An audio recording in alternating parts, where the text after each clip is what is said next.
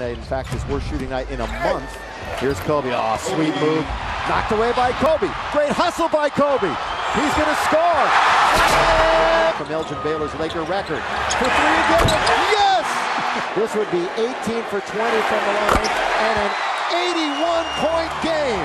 You have witnessed the second greatest scoring performance in NBA history.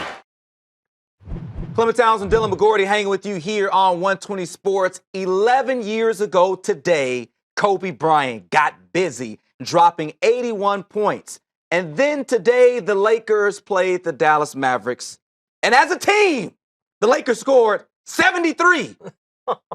When 11 years ago, Kobe scored 81 by himself. This is a dumpster fire if we have ever had one, Dylan. The Lakers lost by 49. That's the largest defeat in franchise history.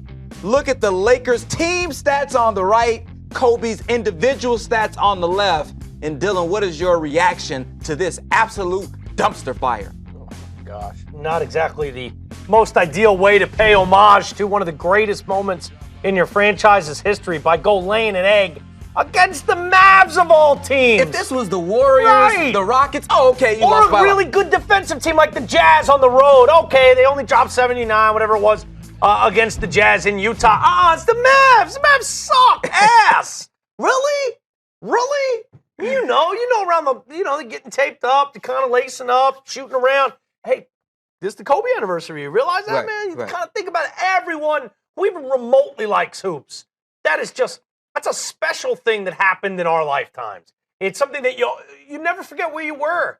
You didn't think it was possible for someone to drop 81 points. A whole untouchable nature of holding that 100 sign up. For someone to even come within 20 points of that is crazy. And then the whole team makes 28 field goals, the same exact amount of field goals made for Kobe so many moons ago. It really is a dumpster fire. This is why we have this segment. Because it just goes to show a little bit later, franchise progresses down the road a little bit, and here they are with Swaggy P and a bunch of kids trying to figure out how to do it on this level instead of one of the GOATs, one of the Mount Rushmores of all time, especially in franchises. Last year, a lot of people were saying that Kobe was stunting the growth of the young players, right? Hogging the ball, taking all the shots, the young players can't develop. The Kobe tour was not allowing for the development of the young players. So what's the excuse now? Like, I thought the team was supposed to be better. They didn't have D'Angelo Russell today, but they still had Lou Williams, Brandon Ingram, Jordan Clarkson. Like, I have to point the finger at Luke Walton. When you start losing by 49, right, against one of the worst teams in the league, the coach has to have them prepared. Some of this has to go back on Luke. Yeah, I think you're right. And I think they've had some great ups. They started the season with a win against the Rockets. They've had some good victories.